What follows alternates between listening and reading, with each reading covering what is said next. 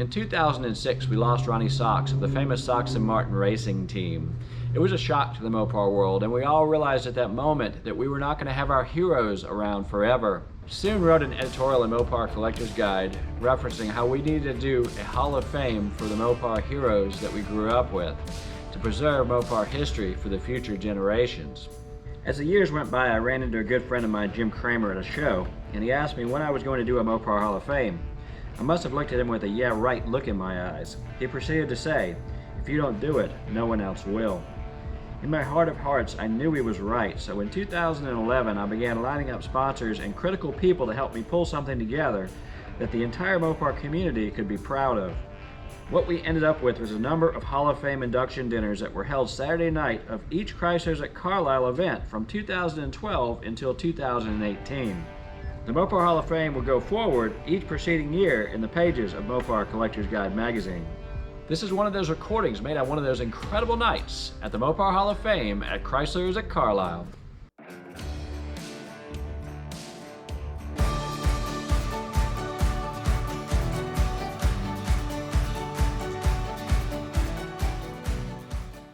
Well, drag racing was the world that I lived in. Chrysler engineer Scott Harvey tackled the Sports Car Club of America and became a terror at the rallies. Randy Graves raced against Scott, crashed his car, and Scott gave him the opportunity to join the Chrysler group. Much like I had the chance to drive for Sox and Martin. You go where the best equipment is and where you got the best chance to win. So I would like for Randy to come up here and tell us more about this type of racing.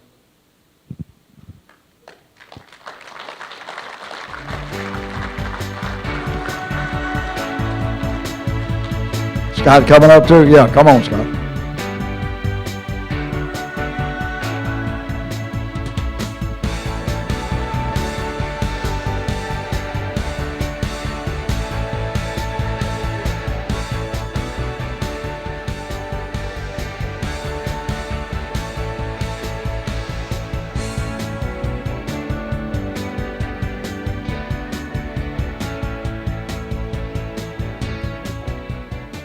Good evening. I'm Randy Graves. I had the pleasure and the honor of co-driving with Scott from 1976 through 1982, but Scott was already a legend by the time I met him in about 1972 or 3.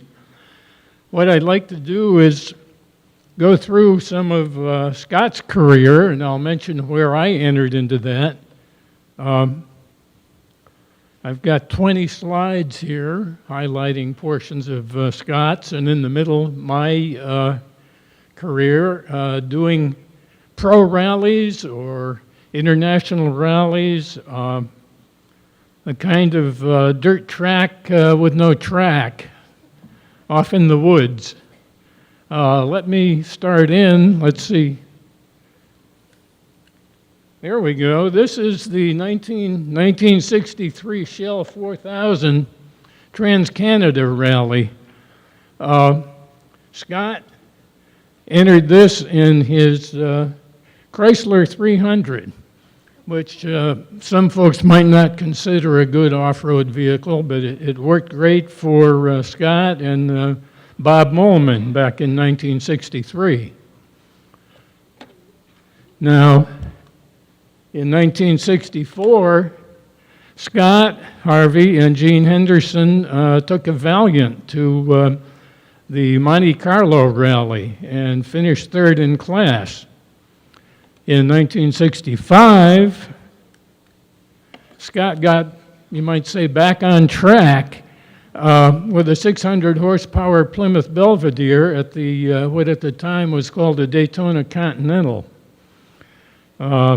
1966, there's Scott in his A sedan Barracuda,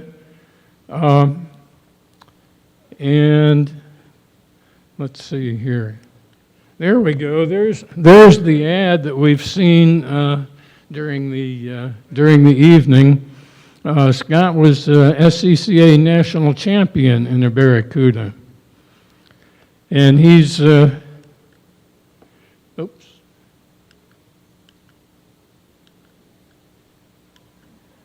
let me get to the right place here. Here is a major accomplishment. Scott and Ralph Beckman won the 1968 Shell 4000 Trans-Canada Rally after Scott and Mike Carey had finished fourth in 66 in the Trans-Canada and second in 67. Scott finished in first place in 68, and that's typical of Scott's dedication to winning the rallies he wanted to win. He went back and finally beat everybody else in 68. In 71, there we have in Michigan, Scott won the Press On Regardless Rally, which is pretty well known in rallying circles as the granddaddy, the oldest, meanest, toughest rally. And this 71 Press On Regardless that Scott won with Tom King was the culmination of 3 straight wins. He won in 69, in 1970 with Ralph Beckman and a Sunbeam Arrow, and this is Scott with Tom King in a Plymouth Cricket. And that's about the time I encountered Scott. I moved to Michigan after getting out of the Navy at the end of 71. I had been doing SCCA road rallies since 1965, a little bit further east in the country, places like Pennsylvania, New Jersey, and New York. And when I went to Michigan, I discovered this Press On Regardless event, and Scott was already a legendary rally driver at that point. And I started competing by co-driving with somebody else, and shortly decided I wanted to drive too. And I started driving in 1973. In 1973 as well, Scott won the very first championship that the SCCA had, called the Pro Rally Championship. He was co-driven by Wayne Zitkus in this yellow Colt here.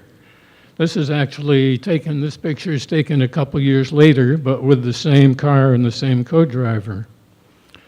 And four-wheel drive was getting some great results in pro rallying in those days, and Scott in 1975 won the Snowdrift Pro Rally with Wayne Zitkus and this Ramcharger, and that's quite a vehicle. I had a chance to drive it cross country a couple of times later on, but I'm getting ahead of myself here.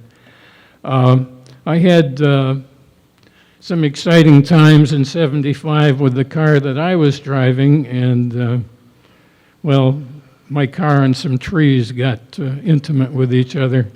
And Scott was kind enough to offer me a ride in his right seat in his, initially in his red Colt.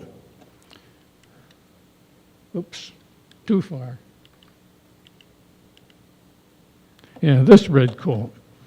We won the 1976 Mojave 24-hour in this red Colt. This is actually a picture of it a month or two later in the Borax Bill Memorial Rally out in California. We did a few more rallies in the red Colt, and Scott had been building a wonder car kind of behind the scenes. This is the car. It's his four-wheel drive Dodge Aspen that he designed and built and drove for a number of years. And I had the pleasure of co-driving this car. This is the 1978 20 Stages Rally that we won. This car with Scott and me as its crew featured in the Rally Racing Fever special on ABC television in September of '78. Another event we did in '78 was this picture, as shown in this picture here. We were third in the Northern Lights Rally. And Scott's PR effort led to some coverage in the press. This is our whole Cheetah team as pictured in PV4 magazine in September of '78. That's Scott and his younger son Doug, and myself, and Scott Jr. alongside the Rhino, which had been relegated to serving as tow car for the Cheetah.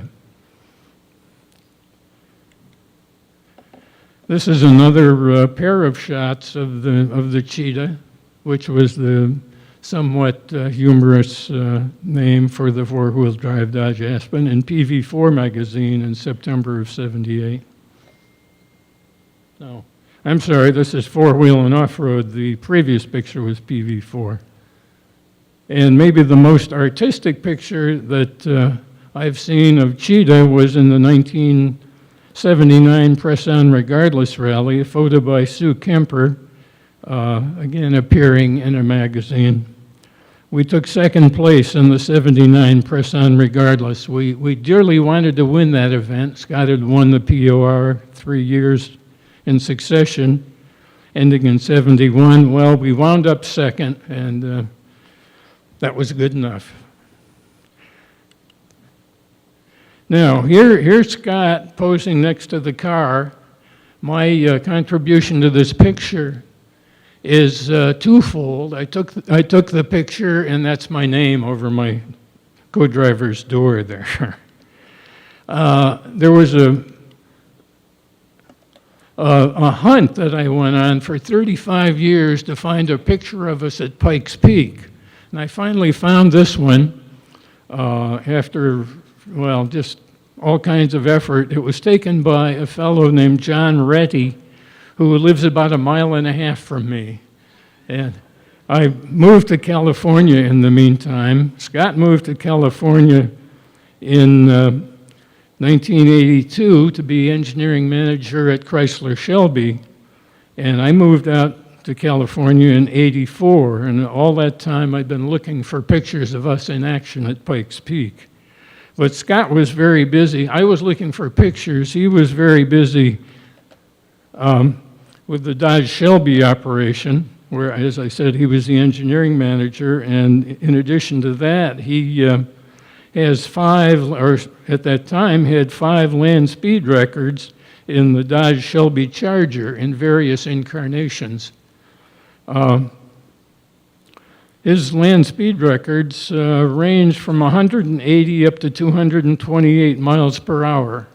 He didn't need a passenger for that. I was off doing other things.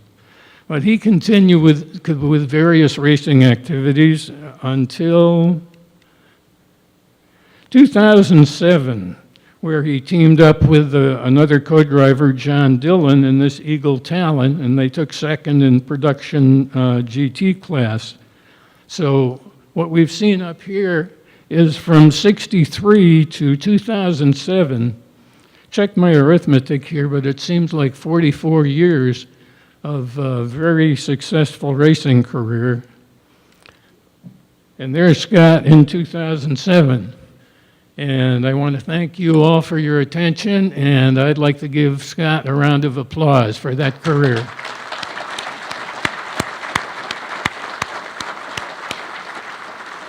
You want to say anything?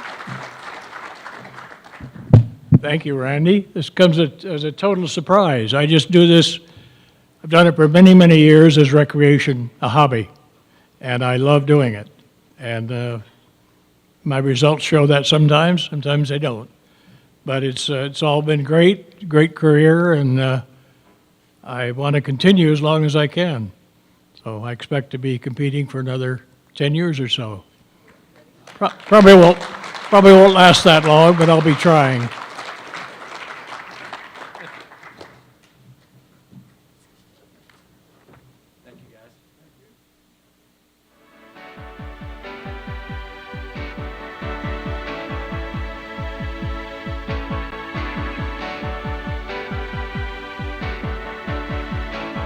If you like this video, please smash the like button, and if you want to see more videos like this one online, hit the subscribe to Mopar TV button. It's totally free. Also, if you'd like to support the Mopar Hall of Fame and vote for future inductees, Go to MoparCollectorsGuide.com and subscribe to the only Mopar magazine that matters.